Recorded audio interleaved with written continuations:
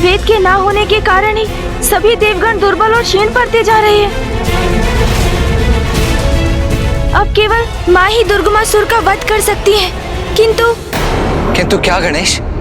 किंतु भैया, माँ के हाथों दुष्ट दुर्गमासुर का वध तब तक संभव नहीं जब तक माँ और पिताश्री की भेंट ना हो जाए। माँ आज भी अब अलग पीड़ा युक्त पिताश्री के काशी लौटने की प्रतीक्षा में है।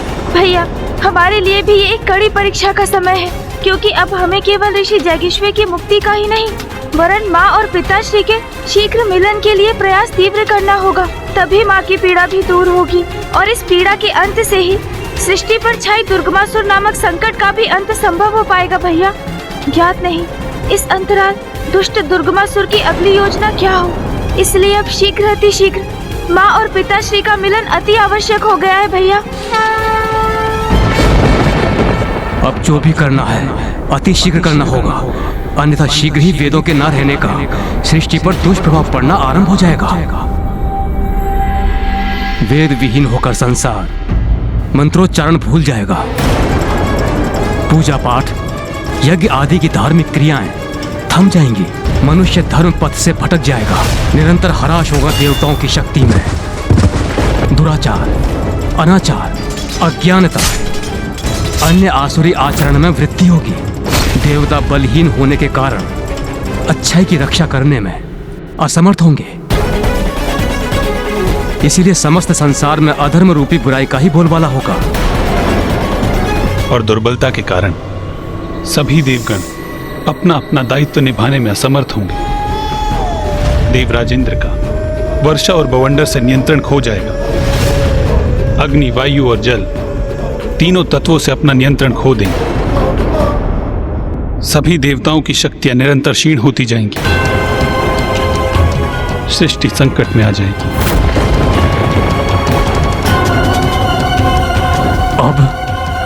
अब क्या हुआ भूपा जी? जिनकी पवित्रता अक्षुण्ण है, संसार का समस्त ज्ञान जिनमें समाहित है, वो वेद की देवी अब एक असुर दुर्गमासुर के वश में है। ये विचार मुझे अत्यंत व्याकुल कर रहा है।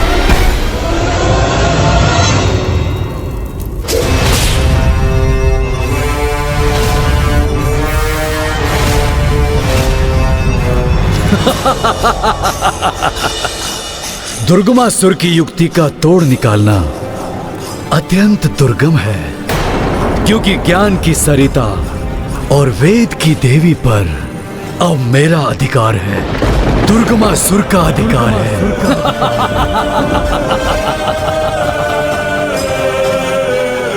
अब इन्हें ऐसे स्थान पर स्थित करूंगा जहां हम असुरों के सिवाय किसी का भी पहुंचना कठिन है।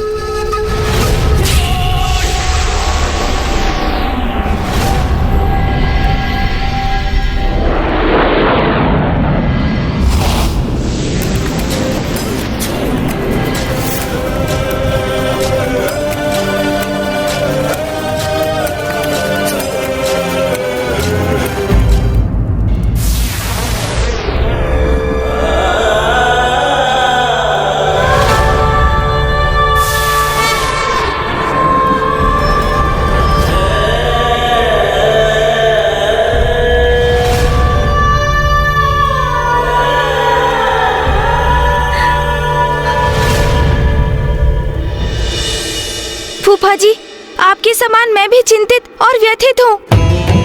वेद माता का हरण कर ले गया दुष्ट दुर्गमासुर। इसकी तो कल्पना भी हमारे लिए अपार वेदना का कारण है। किंतु मुझे ये भी ज्ञात है कि वेद की उत्पत्ति भी तो माँ आदि शक्ति से ही हुई है। माँ ने तो स्वयं इसकी चर्चा मुझसे की थी कि प्रत्येक दिवस के भोर में वेद माता माँ के चरणों में अपना मस्तक रख उनका अभिवादन करती है, जिसके परिणाम स्वरूप माँ के चरणों का सिंदूर उनके मस्तक पर स्थित हो जाता है।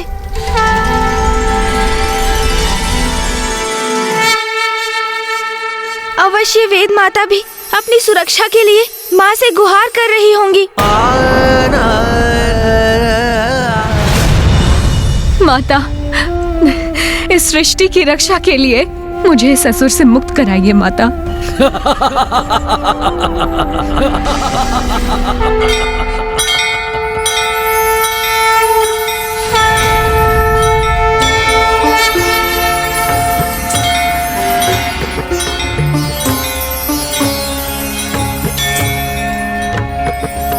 ये माँ के मंदिर में कैसी विशेष तैयारियाँ हो रही है मामा जी? क्या होने वाला है वहाँ? हाँ पुत्र गणेश, कल से नवरात्रि की तिथियां आरंभ है। देवी आदिशक्ति के मंदिर में उसी की तैयारियां चल रही हैं। कल से देवी आदिशक्ति के सभी भक्त नवरात्रों की पूजा और व्रत आरंभ करेंगे। समय का चक्र भी कितनी तीव्र गति से बढ़ता जाता है ना। मुझे तो आभास भी नहीं हुआ कि नवरात्रि का समय आ गया है। मुझे तो ऐसा प्रतीत हो रहा है कि माँ इन पावन तिथियों की सूचना देकर हमें भी अवश्य हमारे समाधान की ओर प्रेरित कर रही हैं। तुमने उचित कहा कुमार कार्तिकेय। नवरात्रि के व्रत रखने से देवी आदिशक्ति प्रसन्न होकर अपने सभी भक्तों के कष्ट हरती हैं।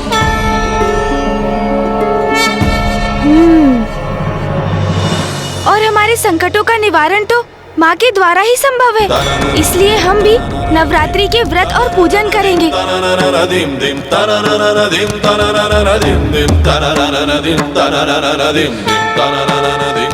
वो दुष्ट दुर्गमासुर वेद माता का हरण कर पवित्र वेदों को अपने साथ ले गया है और फूफा जी के वरदान के कारण एकमात्र माँ ही उस दुष्ट का वध करने में सक्षम है। इसलिए अब तो माँ ही हमारे संकटों से मुक्ति दिलाने का मार्ग प्रशस्त करेंगी। गणेश, तुम उचित कह रहे हो, किंतु उसके पूर्व हमें राजा दिवोदास से पार पाकर पिताश्री को काशी लौटाने का कोई उपाय तो करना होगा ना। तभी तो माँ उस दुर्गमासुर का वध करने के लिए प्रेरित होंगी। दुर्गमासुर का वध तो माँ और पिताश्री के मिलन के पश्चात ही संभव हो सकता है, किंतु माँ की कृपा से मुझे काशी नरेश को उनके राजपद से विभक्त करने का मार्ग सूझ गया है, और जिसके लिए अब हमें अविलंब काशी जाना होगा।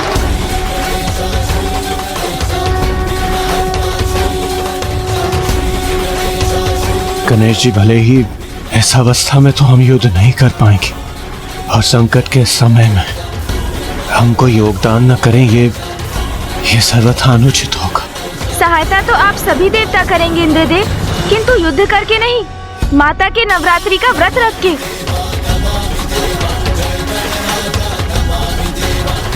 और आप सभी ये व्रत यहाँ मंदार पर्वत पर रहकर ही करेंगे। मैं और भैया काशी जाकर व्रत करेंगे, क्योंकि राजा दिवोदास को बिना आहत किए एवं उन्हें कोई कष्ट पहुँचाए बिना काशी के राजपद को उनसे मुक्त करने का उपाय तो काशी जाकर ही करना होगा हमें।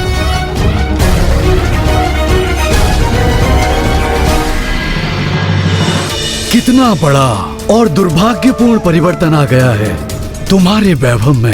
वहाँ ब्रह्मलोक में सदा उजले तारों से घिरी रहती थी, ब्रह्मदेव की देखरेख में। उनके निकट दिव्य कमल पर स्थित रहती थी वेद की देवी। किंतु अब तो यहाँ इस गहन अंधकार में घिरी हुई हो, जहाँ तुम्हारा ये सिंहासन एक काले और कलुषित कमल पर स्थित है। यहाँ तो मेरे लिए श्वास लेना भी कठिन हो रहा है। इस पाप में अंधकारी स्थान पर क्यों लेकर आए हो मुझे? क्योंकि आपका यही नवीन स्थान है। अब आप मेरे अधीन हैं और मैं आपका नवीन स्वामी। बड़े मूर्ख हैं ये देवता, जिन्हें मेरे वास्तविक आशय का भान भी नहीं हुआ। मेरी दृष्टि स्वर्ग के सिंहासन पर नहीं, मेरी रुरु पुत्र दुर्गमासुर की दृष्टि तो आरंभ से आप पर ही थी देवी। क्योंकि मुझे ज्ञात था यदि आप लुप्त हुई तो संसार से धर्म का भी लोप अवश्य होगा, और फिर संसार में पाप और अनाचार का विस्तार होगा। देवता दुर्बल होंगे और असुरों की शक्ति बढ़ेगी। मैं रुरु पुत्र दुर्गमासुर सृष्टि पर अपना एक छत्र राज्य स्थापित करूंगा। इसलिए इस नवीन स्थिति को स्वीकार कीजिए, क्योंकि अब तो सदा आपको इसी एकांत में ही रहना होगा देवी।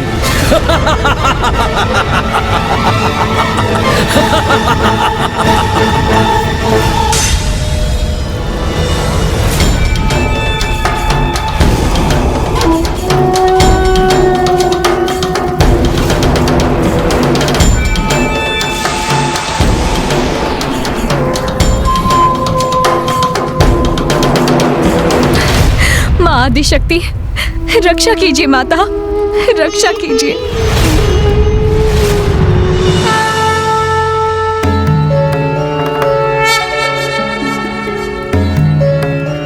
प्रणाम माता। माँ, आपकी अनुमति के बिना तो कुछ भी नहीं होता। ये सभी जो यहाँ घटित हो रहा है, इसमें अवश्य आपकी ही लीला छिपी है माँ। पिताश्री ने काशी का परित्याग किया। उनका अनुसरण करते हुए समस्त देवता भी काशी से प्रस्थान कर गए, किंतु आपके और पिताश्री का वियोग काशी की शोभा और दिव्यता में वृद्धि का कारण बना माँ। क्योंकि अब फूफा जी ब्रह्मदेव, सूर्यदेव और 64 योगिनी माताओं के धाम भी यहाँ स्थापित हो गए हैं, किंतु अब पिताश्री को काशी लौटाने को सुगम बनाने का समय आ गया है माँ। और दुष्ट दुर्गमासुर वेद माता का हरण कर ले गया है। उस दुष्ट दुर्गमासुर का वध कर उससे मुक्त कराने का सामर्थ्य तो एकमात्र आप में ही है माँ। किंतु जब तक पिताश्री नहीं लौटेंगे, आप अपने स्थान से तनिक भी नहीं हटेंगी। इसलिए आप उस दुर्गमासुर का वध कैसे करेंगी माँ? और राजा देवोदास के रहते पिताश्री काशी में कदापि प्रवेश नहीं करेंगे। इसलिए अब हमारे समक्ष एक बहुत बड़ी विडंबना उपस्थित हो गई है माँ। माँ, इस दुविधा का समाधान मेरे पास नहीं, एकमात्र आपके पास है। मेरे पास कुछ है तो वो है मेरी भक्ति। भैया, मैं और समस्त देवता अपनी भक्ति से ही प्रयास करेंगे माँ। हम सभी नवरात्रि के व्रत और पूजन करेंगे। और मुझे विश्वास है कि हमारी भक्ति के परिणाम स्वरूप आप हमारा मार्गदर्शन अवश्य करेंगी माँ। हमें उचित समाधान सुझाएंगी आप। इसलिए हमें आशीर्वाद दीजिए माता कि हम ये पूजा और व्रत समर्पण और भक्ति भाव से संपन्न कर सके। हमें आशीर्वाद दीजिए माता। पुत्र गणेश, मेरा आशीर्वाद तो सदैव तुम्हारे साथ है और मुझे ज्ञात है कि अपनी भक्ति और युक्ति से तुम कोई न कोई मार्ग अवश्य ढूंढ लोगे। प्रणाम माता।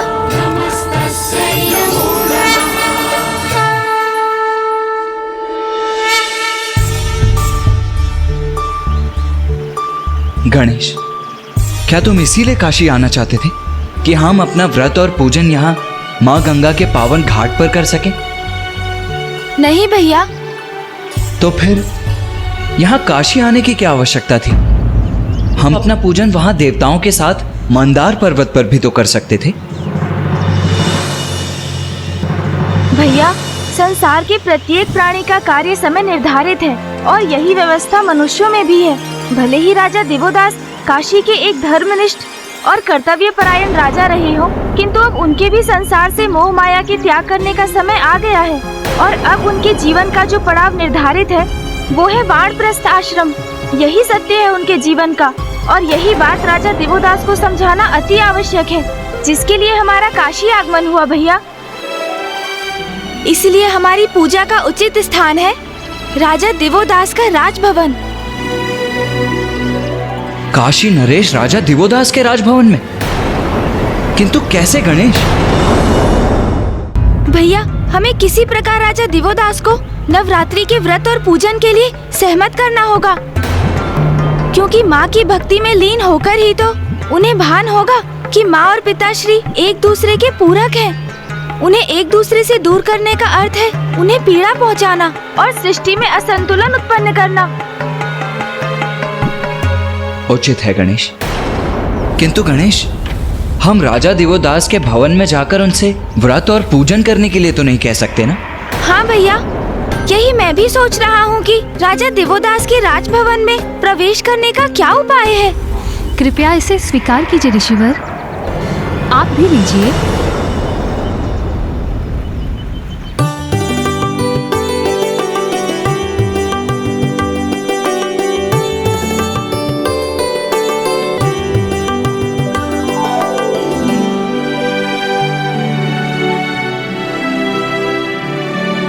गणेश, वो स्त्री जो वहां दरिद्र ब्राह्मणों को फल और वस्त्र दान कर रही है, वो तो काशी की महारानी प्रतीत हो रही है। आपने उचित समझा कुमार कार्तिकेय। वो स्त्री महारानी सरला ही है, राजा देवोदास की पत्नी। अपने पति के समान वो भी बहुत नेक और धार्मिक स्त्री है। इसलिए यदि आप दोनों राजभवन में प्रवेश करने के इच्छुक हैं, तो महारानी सरला के माध्यम से ये अवश्य संभव है। हमें हमारा मार्गदर्शन करने के लिए आपको कोटि कोटि धन्यवाद माता। मैं आप दोनों की जो भी सहायता कर सकती हूँ वो अवश्य करूँगी। बस आप दोनों किसी भी प्रकार महादेव को काशी लौटाने का मार्ग ढूंढिए। महादेव की अनुपस्थिति में काशी अपूर्ण है और हम सभी नहीं, माँ आदिशक्ति भी अत्यंत व्यथित हैं। हमें सफलता का आशीर्वाद दीजिए माता। कल्याण हो।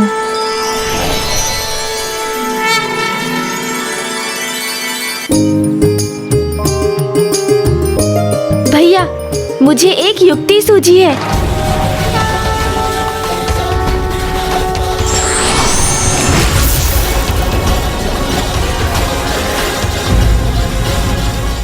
गणेश, ये क्या कर रहे हो तुम? माँ के निर्देश का पालन भैया। बुद्धि और युक्ति का प्रयोग कर रहा हूँ मैं। चलिए, अब आप भी मेरे समान वस्त्र धारण कीजिए।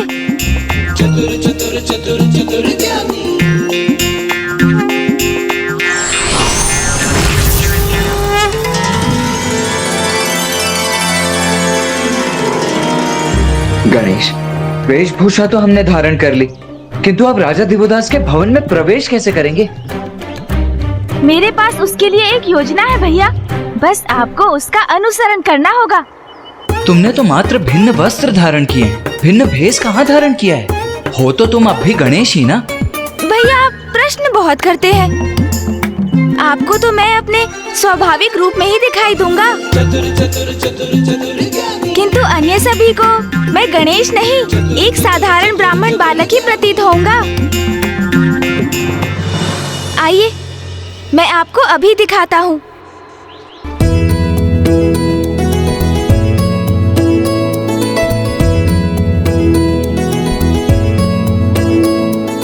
कल्याण हो माता।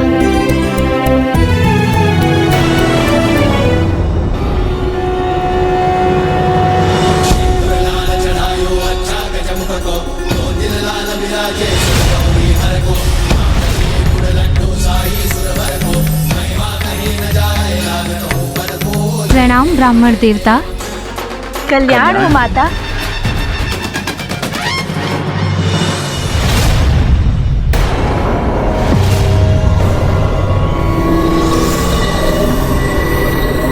मुझे क्षमा करे ब्राह्मण देवता, अब आपको देने के लिए मेरे पास कुछ भी शेष नहीं। माता, हम आपसे यहाँ पर दक्षिणा प्राप्त करने नहीं आए हैं। हम तो बस यहाँ से निकल रहे थे तो हमारी दृष्टि आप पर पड़ी और हमारे मुख से स्वतः आशीर्वचन निकल पड़े। आप तो अति भाग्यशाली है माता, आपकी मनोकामना पूर्ण हो गई है। मनोकामना? कौन सी मनोकामना प्रभु? बाल्यावस्था में नाग कन्या ने ब्रह्मदेव की प्रार्थना की। प्रभु ब्रह्मदेव, मेरे पिताश्री नागराज वासुकी जी मेरा विवाह किसी योग्य नागपुरुष से करवाने के इच्छुक हैं, किंतु मेरी इच्छा है कि जब मैं उचित आयु में पहुंचूं तो मैं किसी ऐसे पुरुष, किसी ऐसे मनुष्य के साथ विवाह करूं जो धर्मनिष्ठ हो और आपका परम भक्त हो। यदि आपके प्रति मेरी भक्ति सत्य है तो मुझे वरदान दीजिए कि मेरी मनोकामना पूर्ण हो। ब्रह्मदेव ने आपकी प्रार्थना स्वीकार कर ली और आपको वरदान दे दिया। तथास्तु। समय आने पर ब्रह्मदेव के दिए वरदान के अनुसार आपका विवाह राजा दिवोदास जी से हो गया। आप तो अद्भुत हैं, ज्योतिष शास्त्र में निपुण हैं। जो घटना बचपन में घटित हुई, जिसे मैंने आज तक किसी से साझा नहीं किया, उसे आपने कितनी सरलता से ज्ञात कर लिया। जो सबसे अज्ञात है उसे भी ज्ञात कर लेते हैं मेरे अनुज भ्राता। ज्योतिष ज्ञान के प्रकांड विद्वान जो है।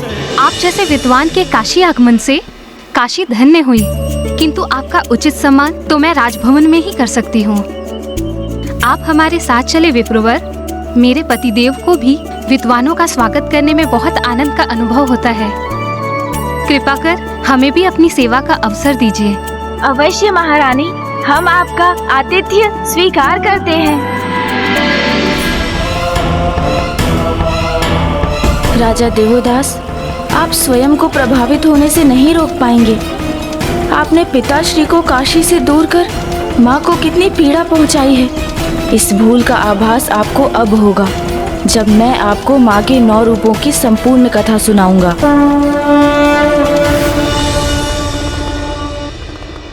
सत्य है, गणेश ने उचित युक्ति का प्रयोग कर अपना और कुमार कार्तिकेय का राजा दिवोदास के भवन में प्रवेश सुनिश्चित कर लिया है।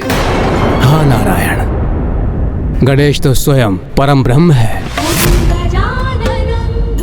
उन्हें ज्ञात है कि देवी सरला ही नागराज वासुकी की पुत्री ही है।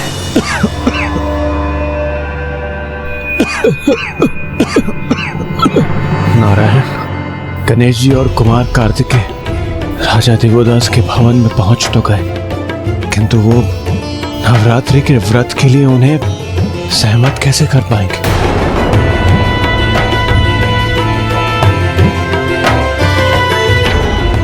उन्हें जो कुछ भी करना होगा शीघ्र करना होगा, क्योंकि अब एक एक पल भयंकर संकट प्रस्तुत कर सकता है।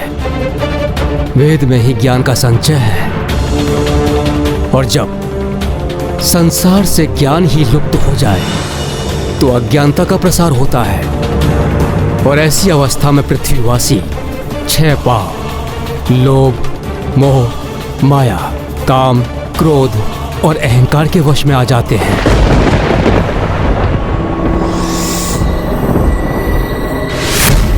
ओम देव शांति अंतरिक्ष शांति। ओम देव शांति अंतरिक्षम शांति। वनस्पतयः शांति शांति शांति वन। ये क्या? जिस श्लोक को मैं वर्षों से उच्चारित करता हूँ वो मेरे स्मरण से अकस्मात लुप्त कैसे हो गया? अब तो यही आशा है कि गणेश कोई युक्ति लगाकर राजा दिवोदास को व्रत के लिए मना ले, क्योंकि नवरात्रि की तिथियां तो कल से ही आरंभ है। अर्थात गणेश के पास केवल आज रात्रि का ही समय शेष है, क्योंकि व्रत और पूजन उचित समय पर उचित विधि विधान से ही होना चाहिए, अन्यथा उसका कोई सुफल प्राप्त नहीं होगा।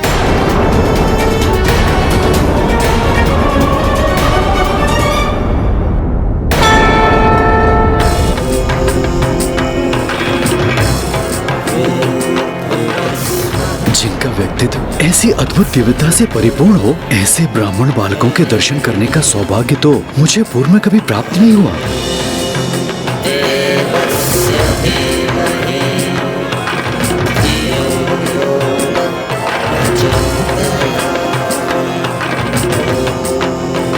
स्वामी, मेरी इन दोनों विलक्षण ब्राह्मण बालकों से संयोगवश माँ गंगा घाट पर भेंट हुई।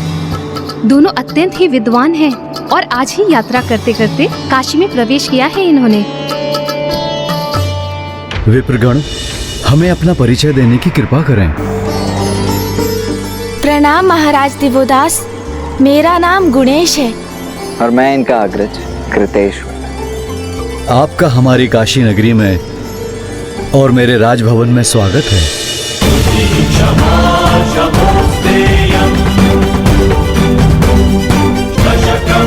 धर्मलक्षणं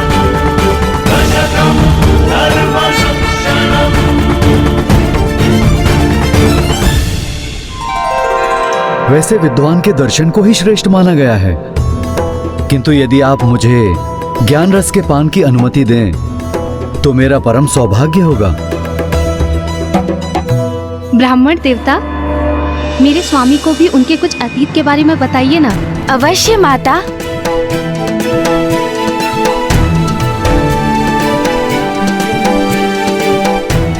क्षमा कीजिएगा, जो घटना घटित हो चुकी है उसकी चर्चा तो अनेक ज्योतिषी कर लेते हैं, उसका उल्लेख करने से क्या लाभ। यदि कुछ बता सकते हैं तो भविष्य के विषय में बताइए कि मेरे भविष्य में क्या घटित होगा।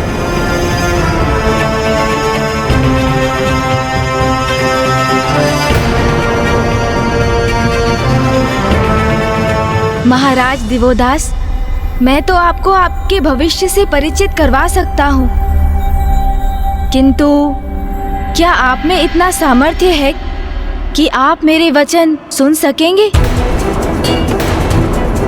क्योंकि बहुत संभव है कि आपको मेरी भविष्यवाणी अप्रिय प्रतीत हो, आपका मन उससे आहत हो जाए, क्योंकि कुछ सत्य सत्य होते हुए भी प्रियकर नहीं होते।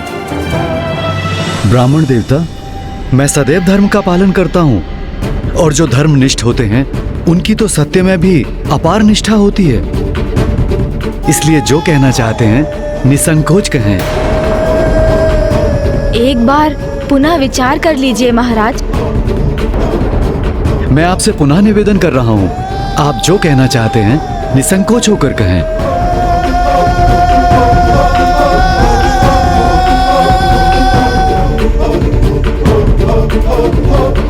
तो सुनिए महाराज,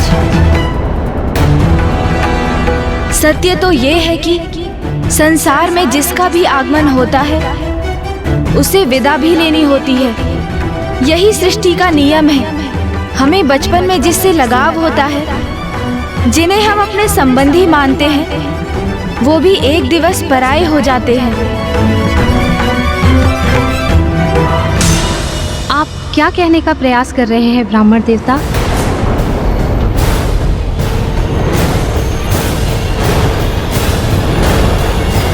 यही कि आपके जीवन में बहुत अल्प समय शेष है महाराज देवोदास।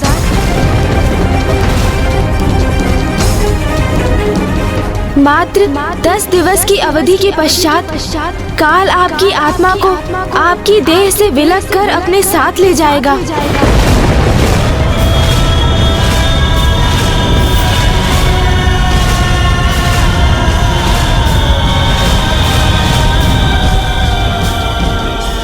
नारायण, ये प्रथम पूज्य गणेश जी ने ये कैसी घोषणा कर दी? राजा दिवोदास तो धर्मनिष्ठ हैं, परोपकारी हैं, नेक हैं, तो उनको समझाने के स्थान पर उनकी मृत्यु की घोषणा। प्रथम पूज्य गणेश जी कुछ भी अनुचित नहीं कर सकते, किंतु एक धर्मनिष्ठ राजा के लिए उन्होंने ऐसे अहित का शब्द कैसे कह दिया? गणेश ने केवल वही कहा जो महागणाधिपति की इच्छा थी। उन्हीं की इच्छा शब्द बनकर गणेश के मुख से प्रकट हुई है। श्री महागणाधिपति की इच्छा तो अटल विधान है, जिसे कोई टाल नहीं सकता। इसका अर्थ है ब्रह्मदेव गणेश जी के शब्द सत्य होकर ही रहेंगे। किंतु ऐसा क्यों? अग्निदेव, गणेश कभी किसी का अहित या मृत्यु की कामना नहीं कर सकता। वो तो भगवान के भक्तों, निर्दोष और धर्मनिष्ठ लोगों की सहायता के लिए सदैव तत्पर रहता है। राजा दिवोदास को लेकर गणेश की घोषणा के पीछे अवश्य उसी की कोई लीला छुपी होगी, जिस लीला का रहस्य तो तभी उजागर होगा जब वो हम सभी के समक्ष प्रकट होकर अपना परिचय देगी।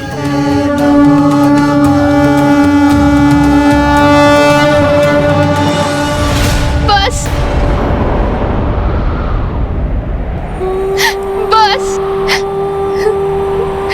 कैसे ब्राह्मण देवता है आप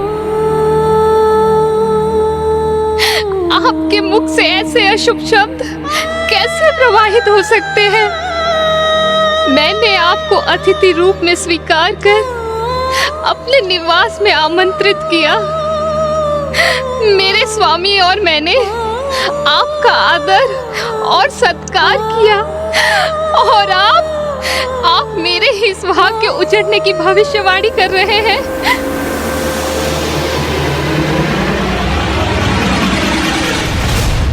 माता, मेरा विश्वास कीजिए, मैंने जो भी कहा वो किसी दुर्भावना के कारण नहीं कहा। मैं तो मात्र ज्योतिष विद्या का ज्ञानी एक ब्राह्मण हूँ और मेरी विद्या ने मुझे यही कहने के लिए प्रेरित किया। किंतु ये भी तो संभव है कि आपकी विद्या उचित आकलन ना कर सकी हो, आपसे ही कोई चूक हुई हो। नहीं माता,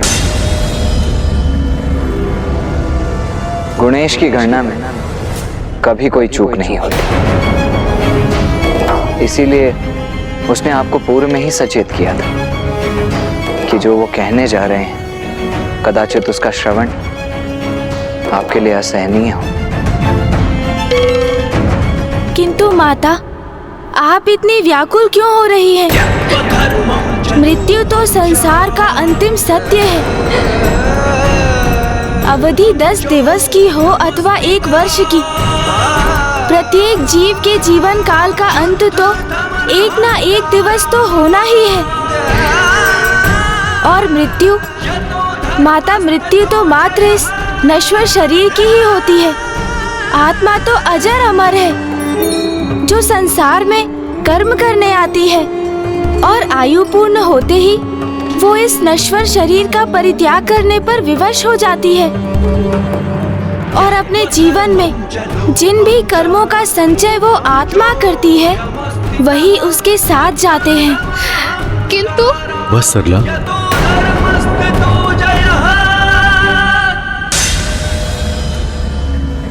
ब्राह्मण देव, मैं आपकी भविष्यवाणी सादर नकारता हूँ।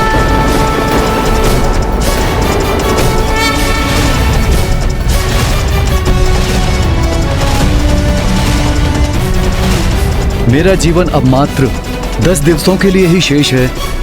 मुझे आपकी ये भविष्यवाणी स्वीकार नहीं, और मैं अपने कथन को प्रमाणित करने हेतु आप दोनों को 10 दिवस के लिए अपने राजभवन में मेरा आतिथ्य स्वीकार करने का निमंत्रण देता हूँ।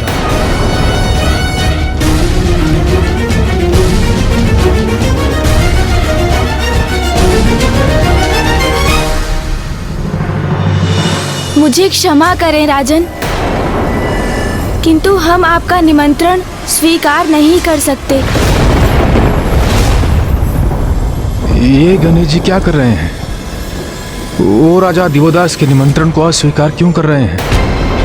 यही तो गणेश जी और कुमार कार्तिकेय का आशय था कि वो राजा दिवोदास के राजभवन में जाएं और उन्हें समझाएं, वहां स्थित हो जाएं। किंतु वो ना क्यों कर रहे हैं? किंतु आप मेरा निमंत्रण क्यों नहीं स्वीकार कर सकते? क्या आपको इस बात का संशय है कि मेरा ही कथन सत्य प्रमाणित होगा और आपको आपकी गणना में चूक होने के कारण काशी में लज्जित होने के लिए विवश होना होगा? नहीं राजा, उसकी तो तनिक भी चिंता नहीं है हमें। वास्तव में कल से नवरात्रि की तिथियां आरंभ हो रही हैं। मैं और मेरा अनुज गुणेश नवरात्रि की इन तिथियों में 9 दिवसों का व्रत और पूजन करते हैं। उसमें तो आपको कोई समस्या उत्पन्न नहीं होगी, क्योंकि मैं और देवी सरला आपके व्रत और पूजन की समुचित व्यवस्था कराएंगे। क्या आपको हमारा आतिथ्य स्वीकार होगा?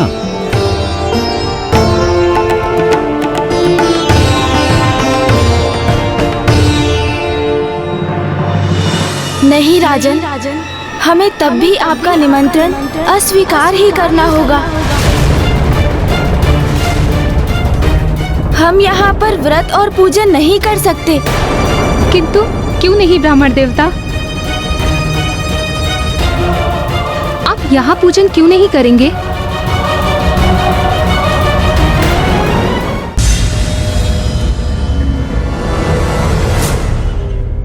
माता, नवरात्रि के व्रत और पूजन तभी सफल होते हैं जब जहाँ उनका आयोजन होता है और वहाँ पर निवास करने वाले सभी सदस्य उसका पालन करते हैं। मैं और भैया यहाँ तभी रह सकते हैं जब आप और माता भी इस व्रत और पूजन में सम्मिलित हों।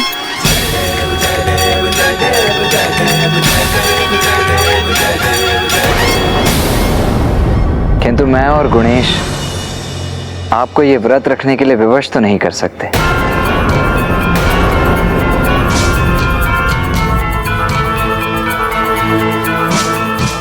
इसीलिए इस अवधि में हम यहाँ नहीं रुक सकते। अब हमें आज्ञा दीजिए। रुकिए ब्राह्मण देवता।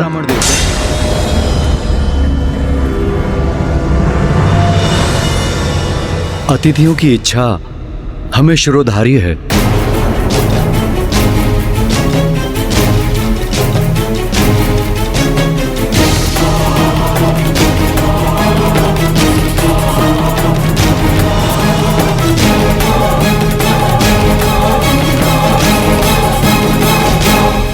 इसलिए मैं और मेरी पत्नी सरला भी आपके साथ नवरात्रि व्रत और पूजन पूर्ण विधि विधान से करेंगे।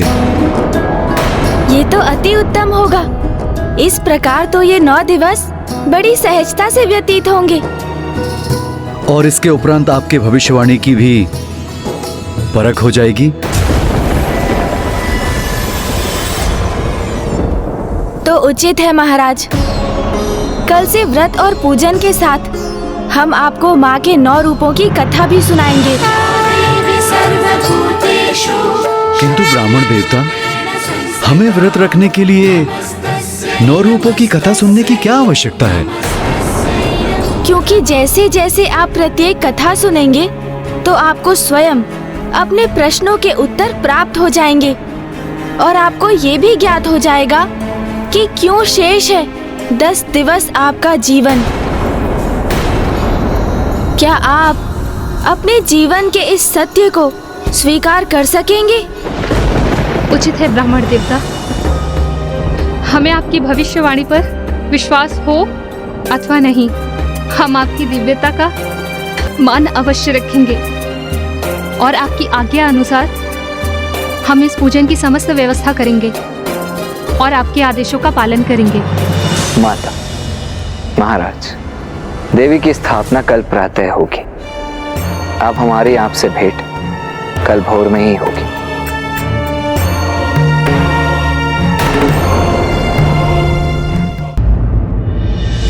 अद्भुत है गणेश जी, विलक्षण है उनकी बुद्धि और युक्ति। ये तो हम ही हैं जो उन्हें समझने में असमर्थ थे। गणेश जी को राजा देवदास को विवश करने की कोई आवश्यकता ही नहीं पड़ी। वो तो स्वयं ही निर्विरोध इस व्रत और पूजन के लिए तैयार हो गए। हाँ देवराज, इस विकट परिस्थिति में माता की भक्ति ही हमारी शक्ति है। अब हमारे पास अधिक समय नहीं है। अब हमें यही आशा करनी चाहिए कि गणेश जी और कुमार कार्तिकेय माता के 9 रूपों की कथा सुनाकर इन 10 दिवसों में राजा देवोदास के हृदय को परिवर्तित करने में सक्षम हो जाएं और राजा देवोदास काशी का त्याग करने के लिए तैयार हो जाएं। किंतु यदि ऐसा नहीं हुआ तो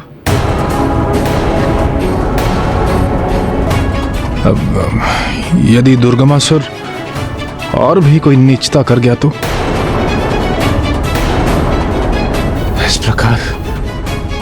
इस प्रकार तो वेद संसार से विलुप्त हो जाएंगे। किंतु भक्ति कभी असफल नहीं होती।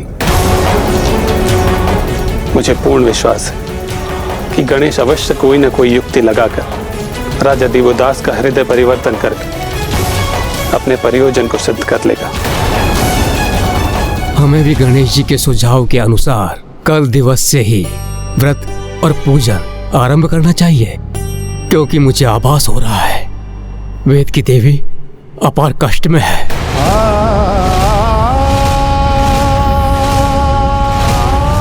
हे माता, रक्षा करें। और उनकी पीड़ा में निरंतर वृद्धि हो रही है। तुम्हारी अज्ञानता ही तुम्हारे विनाश का कारण बनेगी दुर्गमासुर।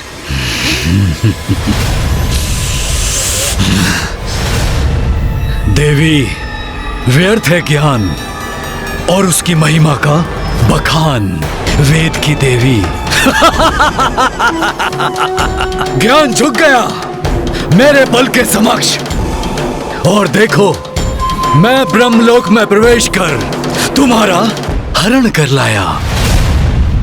और अब मैं तुम्हें यही रखूंगा जहां तुम्हारा अस्तित्व ही नहीं रहेगा। धीरे धीरे धूमिल होकर विलुप्त हो जाओगी तुम, और वेद नष्ट हो जाएंगे।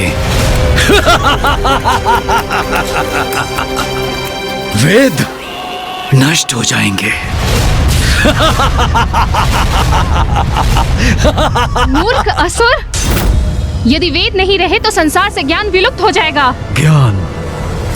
ज्ञान ही तो मिटाना है मुझे, जहां अज्ञान का प्रभाव हो। ऐसा संसार चाहिए मुझे, क्योंकि अज्ञानी जीवों पर शासन करना अत्यंत सरल होता है।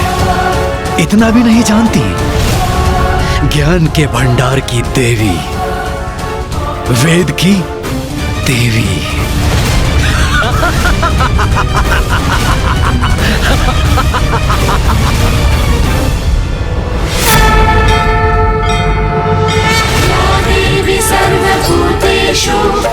अब तो केवल एक ही आस है विघ्नहर्ता गणेश। कदाचित उसके द्वारा राजा देवोदास को सुनाई जाने वाली आदि शक्ति के 9 रूपों की कथा से ही सृष्टि संतुलित हो जाए।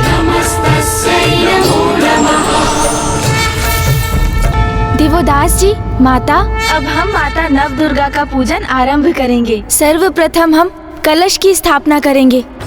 काशी की पावन भूमि से मिट्टी लेकर उसकी वेदी बनाएं।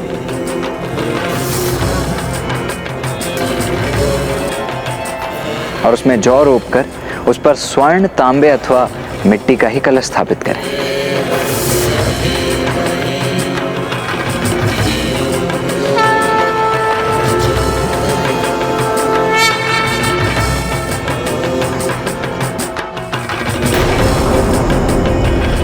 अब हम माँ आदि शक्ति के पार्थिव विग्रह की रचना करेंगे। मणिकर्णिका घाट पर माता के मंदिर और विश्वनाथ मंदिर से ली गई पावन मिट्टी से हम माता के श्री विग्रह की रचना करेंगे।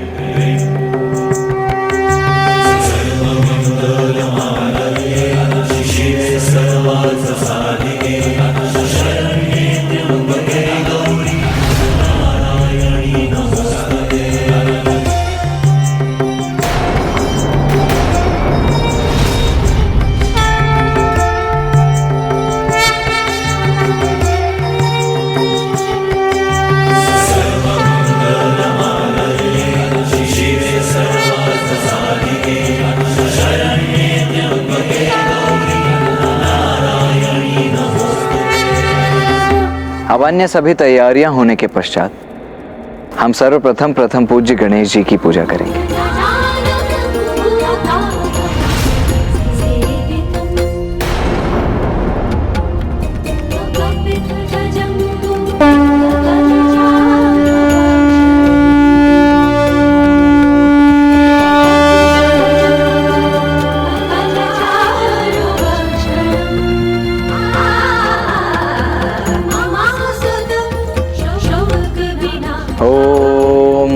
गणपतये नमः। ओम गणपतये नमः। ओम गणपतये नमः। ओम गणपतये नमः। ओम गणपतये नमः। माता पार्वती के नंदन गणेश जी अब संतुष्ट हुए भैया।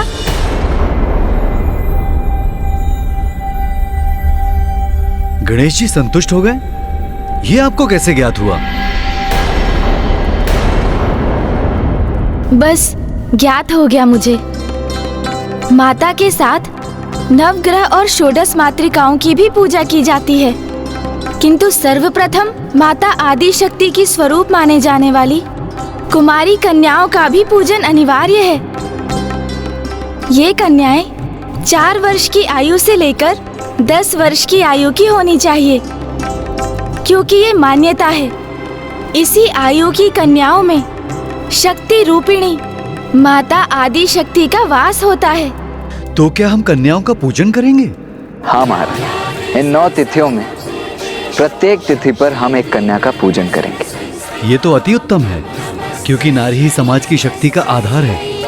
क्योंकि कहा जाता है जहाँ नारी की पूजा होती है वो स्थान स्वर्ग के समान होता है। किंतु ब्राह्मण देवता, हमारी तो कोई पुत्रियां नहीं है और हमारे राजभवन में कोई लघु आयु की कन्याएं भी नहीं है, तो हम कन्या पूजन कैसे करेंगे?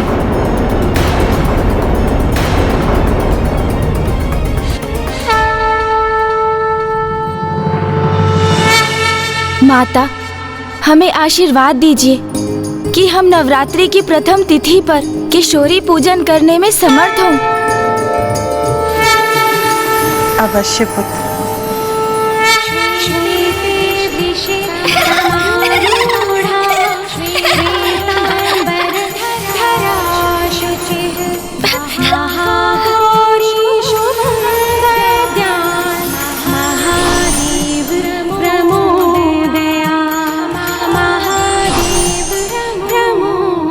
प्रणाम माता, प्रणाम महाराज।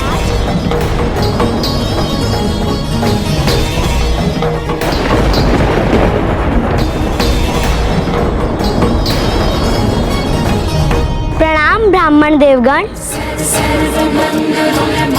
प्रणाम माता।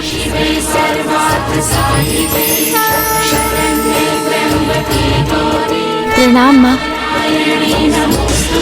ये बालिका स्वयं यहाँ कैसे पहुँच गई? इसे कैसे ज्ञात हुआ? बस मुझे ज्ञात हो गया। यही तो माता की लीला है। उन्होंने अपने पूजन के लिए स्वयं ही सारी व्यवस्था कर ली। अब कौमारी पूजन आरंभ करने का समय आ गया है।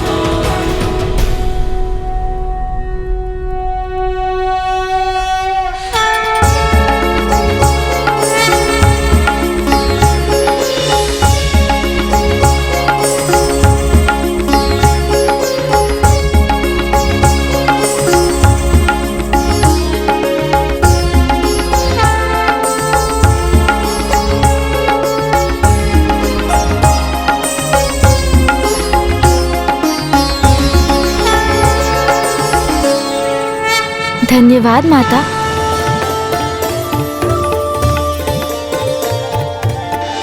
गुणेश जी, नवरात्रि की प्रथम तिथि पर अब मैं माता के 9 रूपों की कथा सुनने के लिए अति उत्सुक हो रहा हूँ। तो सुनिए राजा देवोदास, नवरात्रि में माता के 9 रूपों की उपासना की जाती है।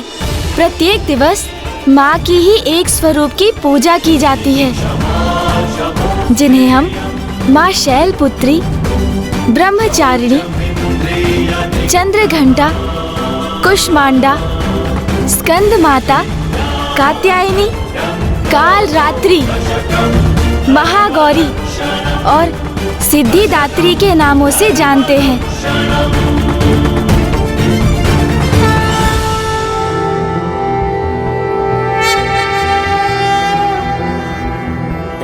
प्रथमं शैलपुत्री च द्वितीयं ब्रह्मचारिणी तृतीयं चन्द्रघण्टेति कूष्माण्डेति चतुर्थकं पञ्चमं स्कन्दमातेति षष्ठं कात्यायनीति च सप्तमं कालरात्रीति महागौरीति चाष्टमं नवमं सिद्धिदात्री च नवदुर्गाः प्रकीर्तिताः।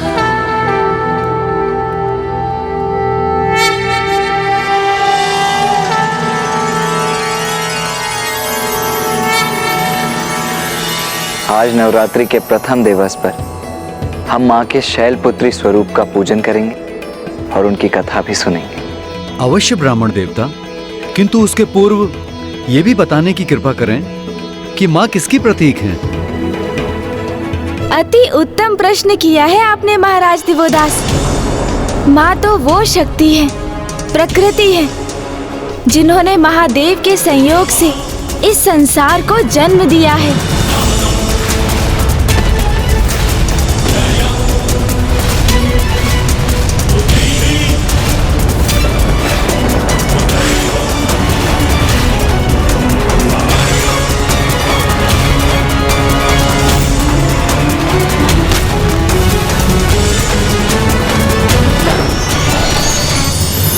परिस्थिति के अनुसार माँ ही महादेव के रौद्र रूप को जागृत करती है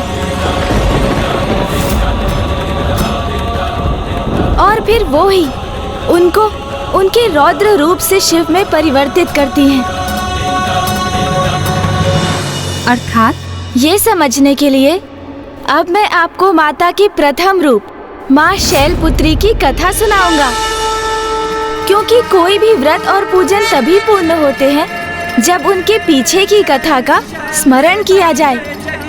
क्योंकि अब हम नवरात्रि में हैं, माँ के 9 रूपों की पूजा कर रहे हैं, तो हमें ये ज्ञात करना अति आवश्यक होगा कि माँ के 9 रूपों में प्रथम रूप माँ शैलपुत्री का आविर्भाव कैसे हुआ।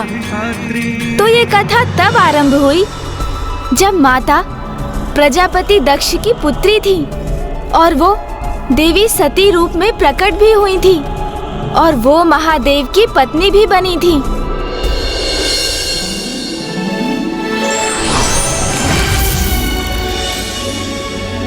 प्रणाम ब्रह्मदेव।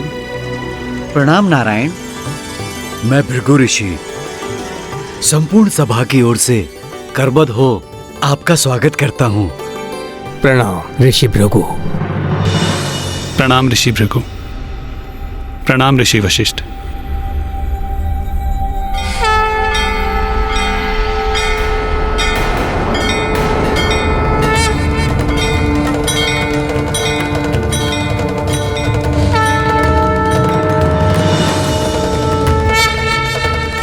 मैं तो मना रहा था कि महादेव यहाँ ना आए, किंतु उसके विपरीत हो गया।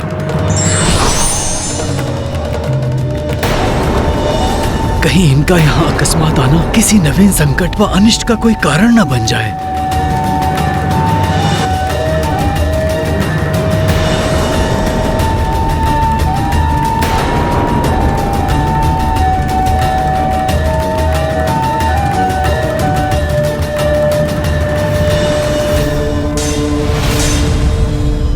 महादेव के साक्षात दर्शन पाकर हम तो धन्य हो गए। ऋषि वशिष्ठ, आपने हमें इस विशिष्ट ज्ञान सभा में आमंत्रित किया, ये तो हमारे लिए बहुत सम्मान की बात है।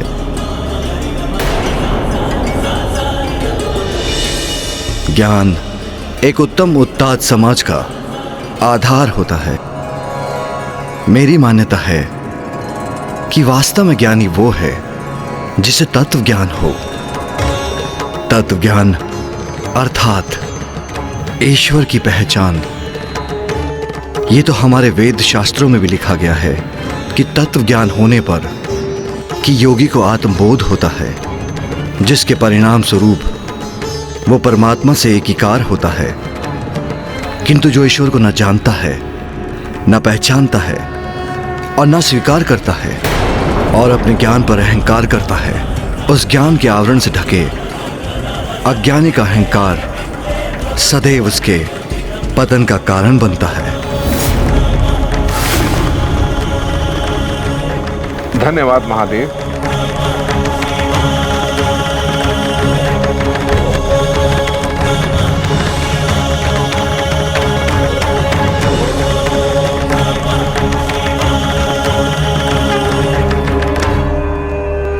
महादेव ने आज की सभा का विषय तो निर्धारित कर ही दिया है, और वो है तत्व ज्ञान।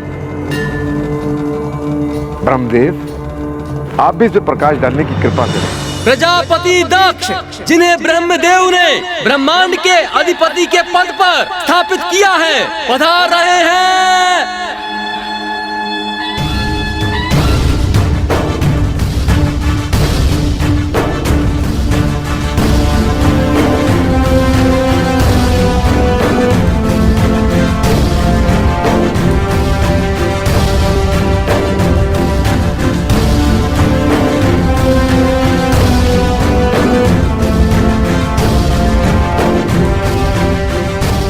भृगु ऋषि, आपने प्रजापति दक्ष की अनुपस्थिति में ही ज्ञान सभा आरंभ कर दी।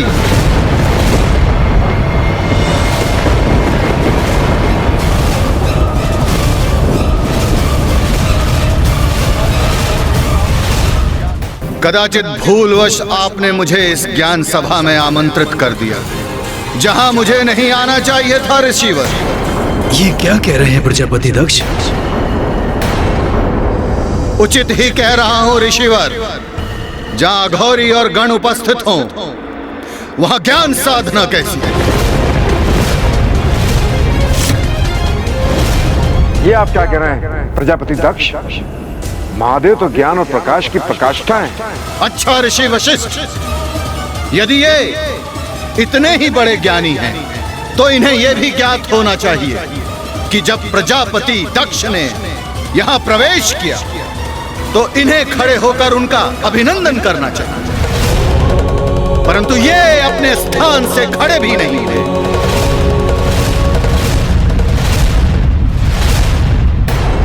दक्ष, अपने स्थान से उठा तो मैं भी नहीं हूं, और मैं भी अपने ही स्थान पर स्थित रहा। ब्रह्मदेव, आप मेरे पिताश्री हैं। यदि आप मेरे सम्मान में खड़े नहीं हुए, तो ये अनुचित नहीं।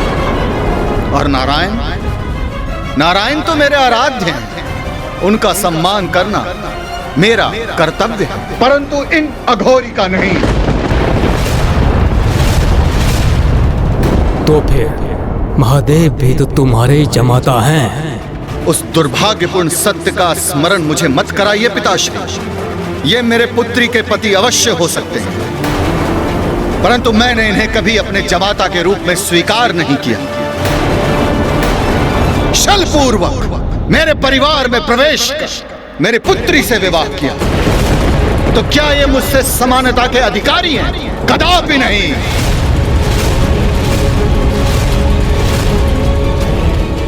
इस सभा में सम्मानित अतिथियों ने, ब्राह्मणों ने, देवताओं ने, ऋषि मुनियों ने मस्तक झुकाकर मेरा अभिनंदन किया, परंतु ये भूतों, पिशाचों और प्रेतों से घिरे रहने वाला अपने स्थान पर स्थित रहा।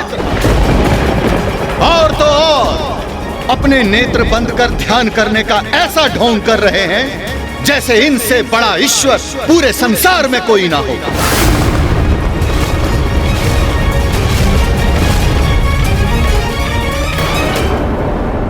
ए अघोरी, अपने नेत्र खोलिए, उठिए और मुझे प्रणाम कीजिए।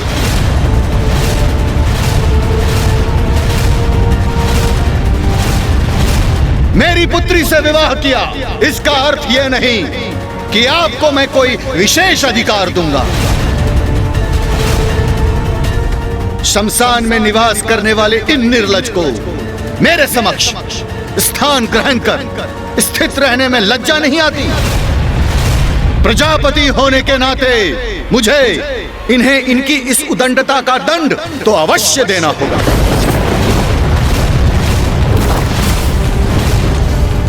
दक्ष, नहीं पिताश्री, आज मैं कोई हस्तक्षेप स्वीकार नहीं करूंगा। आज इन्होंने अपनी उदंडता से मेरा ही नहीं, पूरे धर्म का अपमान किया है। इनकी इस उदंडता का दंड तो इन्हें अवश्य मिलेगा।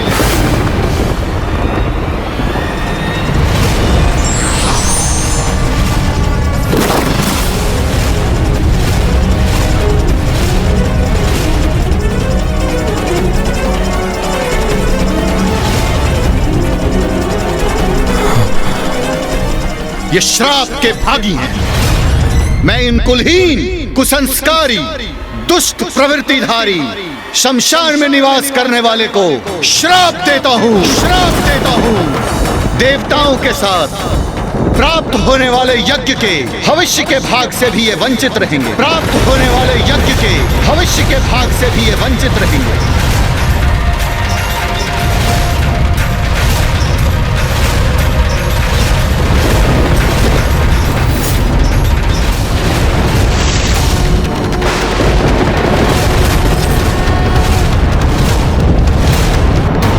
दक्ष, ये दुस्साहस कैसे किया तुमने?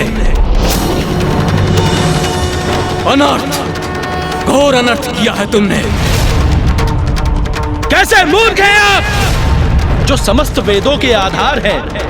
आप उन्हें यज्ञ के फल से वंचित करेंगे जिनके स्मरण मात्र से सभी यज्ञ सफल हो जाते हैं और सभी तीर्थ स्थान पवित्र हो जाते हैं। आपने उन्हें ही यज्ञ के भविष्य से वंचित कर दिया। उद्दंडता की पराकाष्ठा तो आपने की है प्रजापति दक्ष।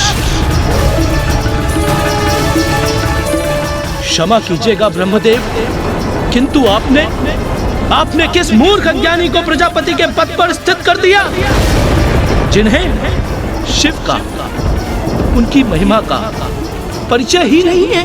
बस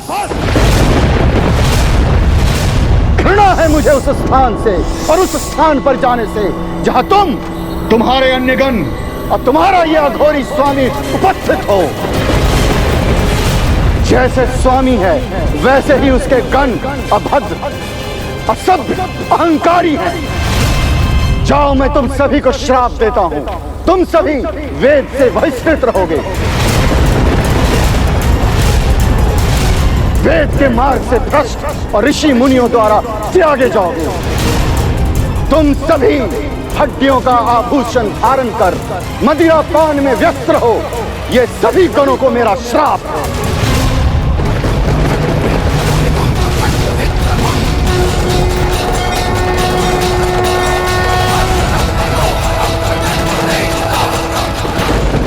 ये तीव्र वायु प्रवाह, ये प्रचंड ध्वनि, ऐसा अंधकार, ये सब क्या हो रहा है?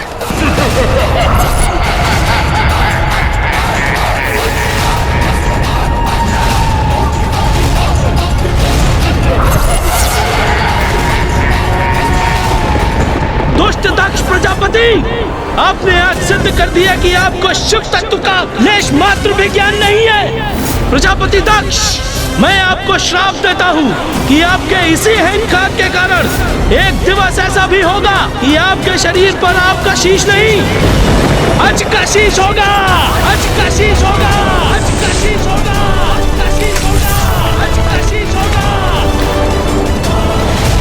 जो धर्म का पालन ही नहीं करते वो श्राप दे भी तो क्या है, उसका श्राप फलित ही नहीं होगा। प्रजापति दक्ष, आप अपने अहंकार की सभी सीमाएं लांघ चुके हैं और अब इसका परिणाम भुगतने के लिए तत्पर हो जाइए।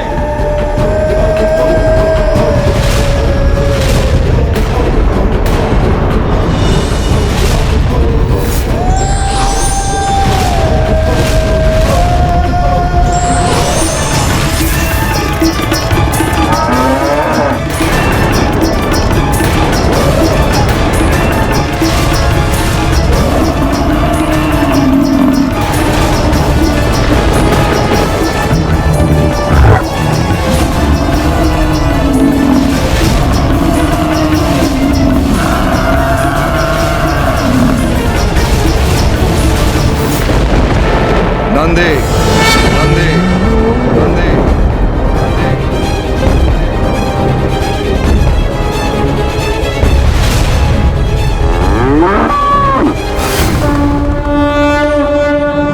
प्रजापति दक्ष और नंदी के इस व्यवहार के कारण तो महादेव का क्रोध अपने चरम पर होगा ना?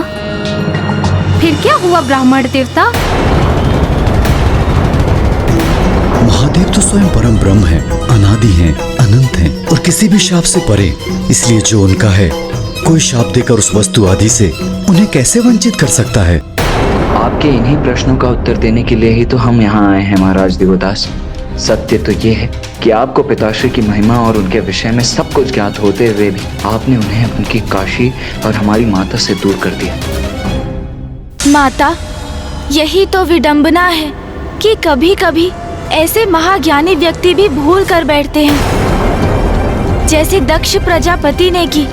स्वयं परम ज्ञानी होते हुए भी दंभ और अहंकार के मद में उन्हें सर्वोच्च होने की भ्रांति हो गई थी और उन्होंने तो ये भी मान लिया था कि वो तो ईश्वर से भी ऊंचे पद पर स्थापित है। और इसी भ्रम के कारण एक ऐसी घटना घटित हुई जिसका बहुत भीषण परिणाम हुआ।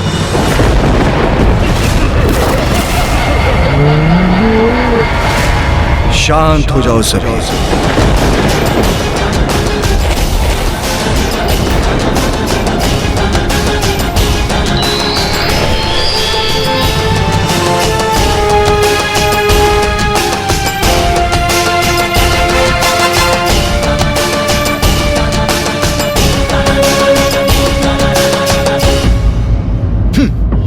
मुझे आतंकित करेंगे इन अघोरी के गण। महादेव ने गणों को रोककर उचित ही किया। नंदे, तुम तो परम ज्ञानी हो, इसलिए तुम्हें तो अपने क्रोध पर नियंत्रण रखना चाहिए, अन्यथा तुम्हारे ज्ञान का क्या लाभ। प्रभु, प्रजापति दक्ष अपनी सभी सीमाएं लांघ चुके थे, इसलिए मैं उत्तेजित हो गया। इन्होंने तो इतना दुस्साहस कर दिया कि आपको भी उन्होंने मुझे श्राप दिया। मैं इन कुलहीन, कुसंस्कारी, दुष्ट प्रवृत्तिधारी, शमशान में निवास करने वाले को श्राप देता हूँ। नंदे, तुम ये कैसे भूल गए कि कोई मुझे श्राप नहीं दे सकता? तुम कैसे भूल गए कि मैं ही यज्ञ हूं, मैं ही यज्ञ कर्म हूं और यज्ञ के सभी साधन भी मैं हूं।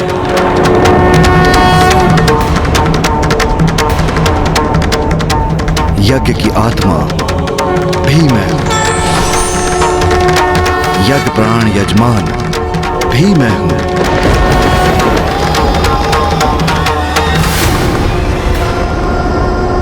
और जो यज्ञ से बहिष्कृत हैं वो भी मैं हूं।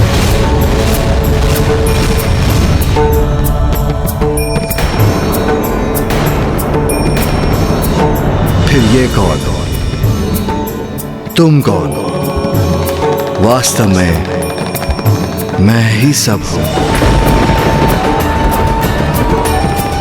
अच्छा, तो इतना अभिमान है इन्हें। मेरे श्राप को व्यर्थ बताकर अपनी महिमा का बखान कर रहे हैं ये वनवासी। महादेव, उससे बहुत बड़ी भूल हो गई। मुझे क्षमा कर दीजिए प्रभु। वृषभ के सिंह भी घातक होते हैं। अघोरी और उसका गण विचित्र स्वांग रच रहे हैं यहाँ। भूल का आभास व्यक्ति के हृदय को निर्मल कर देता है, और फिर भूल कैसी भी हो, व्यक्ति क्षमा योग्य हो जाता है। चलो नंदे।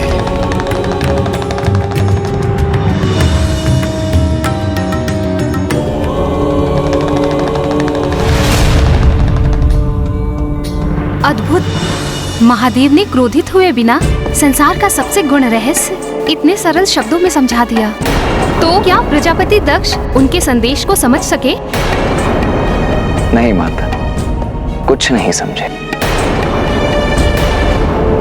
क्योंकि प्रजापति दक्ष तो अहंकार में इतने डूबे थे कि वो तो महादेव के समझाने के बाद भी नहीं समझ सके कि महादेव तो परम ब्रह्म है। वो तो मात्र उन्हें अपना जामाता मान बैठे थे, जिनसे वो अत्यंत क्रोधित थे, और अपने शाप को सत्य में परिवर्तित करने हेतु उन्होंने एक महायज्ञ का आयोजन किया, जिसमें समस्त देवता, ब्रह्मदेव और नारायण आमंत्रित थे। किंतु उन्होंने अपनी पुत्री देवी सती और उनके पति देव महादेव को निमंत्रण नहीं भेजा। किंतु महादेव के मना करने पर भी माता सती अपने पिता दक्ष प्रजापति के यज्ञ में प्रस्तुत हो गईं। और वहां जाकर उन्होंने देखा कि वहां महादेव के लिए तो कोई स्थान ही नहीं था।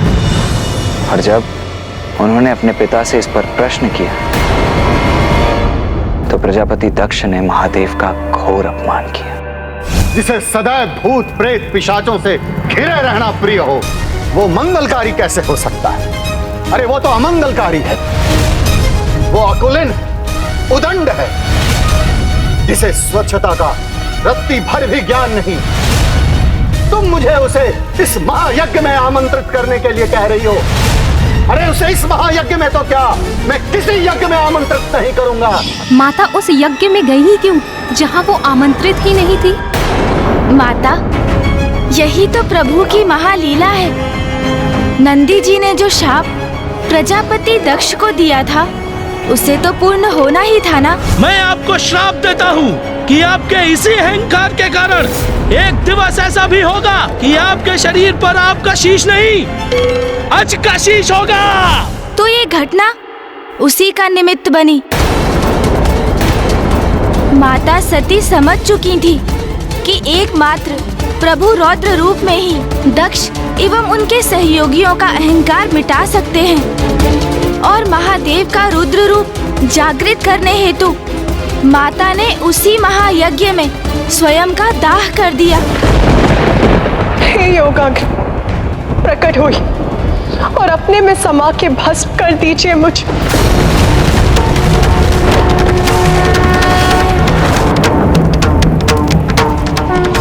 जब महादेव को ज्ञात हुआ कि माता सती ने स्वयं का दाह कर दिया है तो क्रोध में आकर उन्होंने अपना रौद्र रूप वीरभद्र जी को अपनी जटाओं से प्रकट किया और माता भद्रकाली का आवाहन कर उन्हें दक्ष के विनाश का आदेश दिया।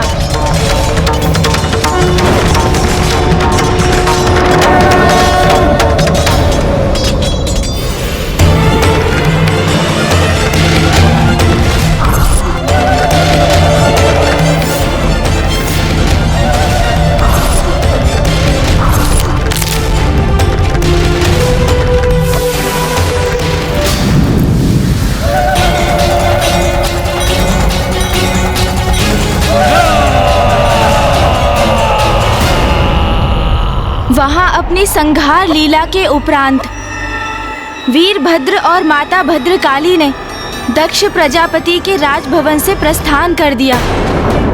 नंदी जी का शाप फलित हो चुका था और दक्ष प्रजापति की पत्नी देवी प्रसूति की विनती सुन और समस्त देवताओं के निवेदन को स्वीकार कर महादेव ने दक्ष प्रजापति को पुनः जीवन दान अवश्य दिया। किंतु अब उनका शीश पूर्व की भांति नहीं, एक अज का शीश था। जहां एक और महादेव अपनी प्रिय देवी सती को खोकर शुद्ध और अशांत थे, वहीं दूसरी ओर वीरभद्र और मां भद्रकाली अभी भी रोष से भरे आगे बढ़ते जा रहे थे। समय के साथ मां भद्रकाली का क्रोध तो शांत हो गया, किंतु उन्हें आभास हुआ कि वीरभद्र अभी भी अत्यंत क्रुद्ध और रोष में थे, जिसके कारण सृष्टि में विनाश की स्थिति उत्पन्न हो चुकी थी। ये क्या, इनका क्रोध तो शांत ही नहीं हो रहा है। और इसी प्रकार आगे बढ़ते बढ़ते वीरभद्र जी और माता भद्रकाली गोदावरी नदी के तट तक पहुंच गए।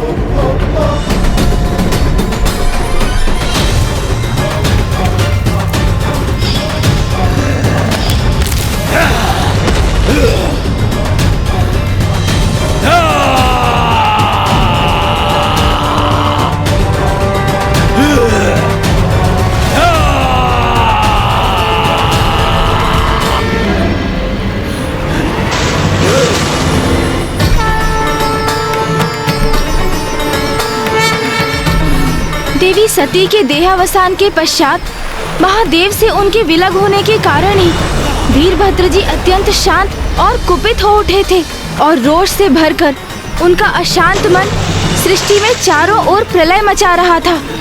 अब अवश्य शांत होंगे प्रभु।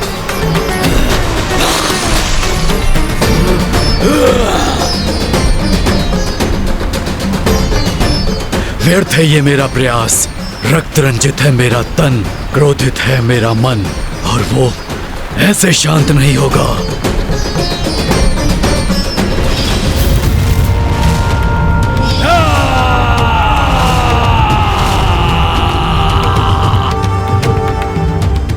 एक ओर गोदावरी नदी के तट पर वीरभद्र जी का क्रोध ज्वालामुखी के समान फटने ही जा रहा था, और दूसरी ओर दक्ष प्रजापति के राजभवन में महादेव देवी सती के पार्थिव शरीर को अपनी भुजाओं में भर स्वयं पर नियंत्रण खो बैठे थे।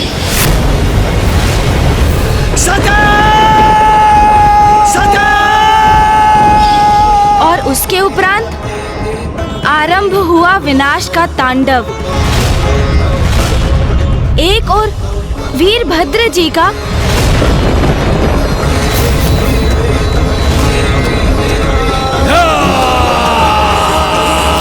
तो दूसरी ओर स्वयं महादेव का।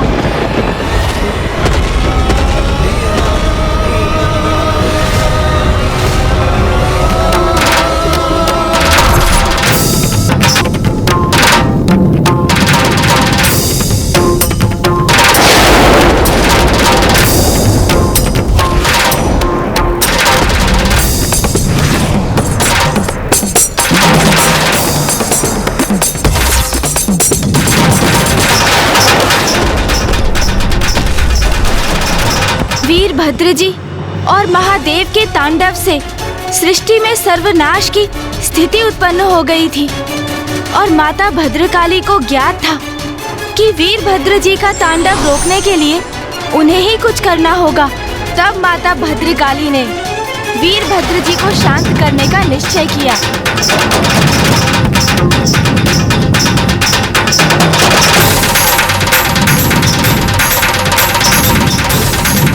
प्रभु के आवेश से उत्पन्न ऊर्जा तो मुझे उन तक पहुंचने भी नहीं दे रही है, और उन्हें तो जैसे मेरे होने का आभास भी नहीं। किंतु मुझे उन्हें शांत करना ही होगा, उन तक पहुंचना ही होगा मुझे।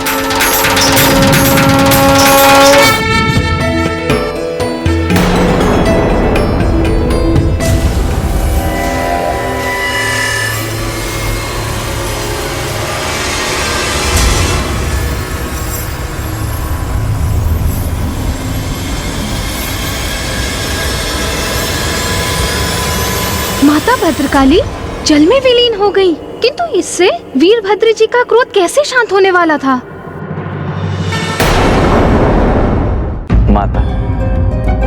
माता भद्रकाली जब पुनः जल से बाहर आई तो वो अपने मूल रूप से भिन्न रूप में थी।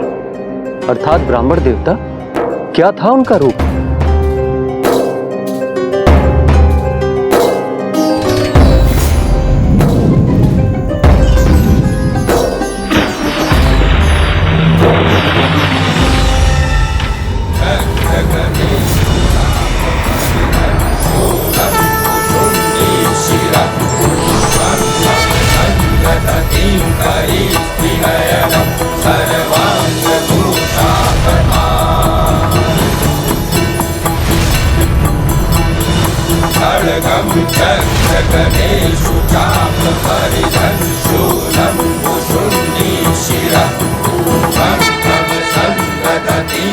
आपने यहाँ आकर अपने सौम्य सौंदर्य रूप से मुझे अवसाद और आवेश से मुक्त किया।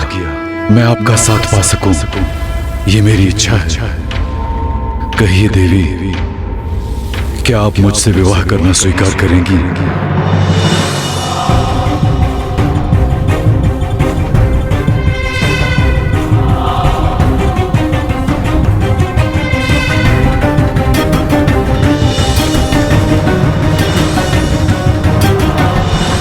नहीं।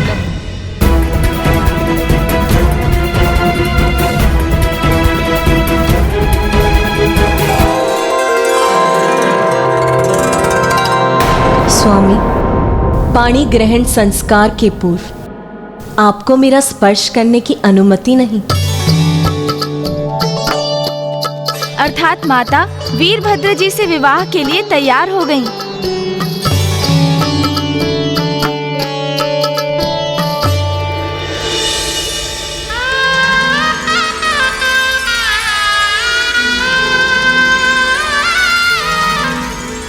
वीरभद्र जी और माता भद्रकाली जी का विवाह संपन्न हुआ और वो एक हुए। इस प्रकार माँ भद्रकाली ने क्रोधित एवं शुद्ध वीरभद्र जी का क्रोध पूर्णतः शांत कर दिया। और महादेव को कौन शांत करने वाला था और उनका तांडव कौन रोकने वाला था? महादेव के रोष का तांडव तो तभी रुक सकता था जब माता सती का शरीर उनसे विलग होता। इसीलिए देवताओं ने श्री हरि नारायण से प्रार्थना की कि वो इस स्थिति में हस्तक्षेप कर उसे संभाले। श्री हरि नारायण के सुदर्शन चक्र ने माता सती के पार्थिव देह को 51 भागों में विभक्त कर महादेव से पृथक कर दिया और फिर माता सती के देह के अंश जहाँ जहाँ पृथ्वी पर गिरे वहाँ वहाँ शक्ति पीठ स्थापित हुए। एक और माता भद्रकाली से वीरभद्र जी का विवाह उनके शांत होने का कारण बना, तो वहीं दूसरी ओर देवी सती का संसार से लोभ उनके सौम्य रूप से रौद्र रूप में परिवर्तन का कारण बना।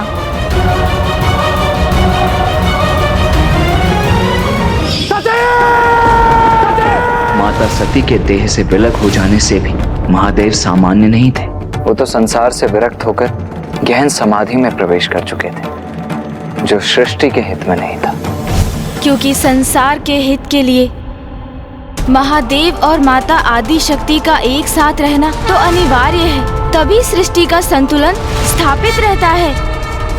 महादेव और माता शक्ति विलग होते हैं तो संसार का ह्रास होने लगता है। महादेव और माता आदि शक्ति यदि विलग होते हैं तो पाप और बुराई अपने पैर पसारने लगते हैं।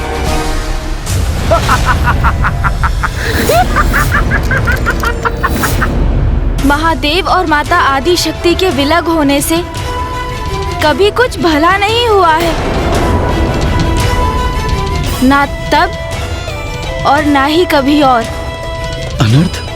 महादेव और देवी सती का विलग होना अर्थात महाअनर्थ। आप भी तो उनके विलग होने का एक कारण है राजा दिवोदास।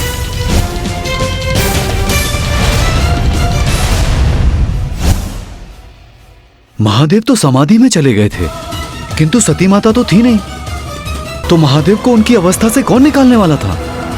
माता शैलपुत्री। माता है जग कल्याणी, जय मां शैलपुत्री। महादेव को पूर्ण किया तूने, तू है मां अधिष्ठात्री। क्रोध और अहंकार पर नियंत्रण आवश्यक है, उसी में स्वयं और लोक का कल्याण निहित है।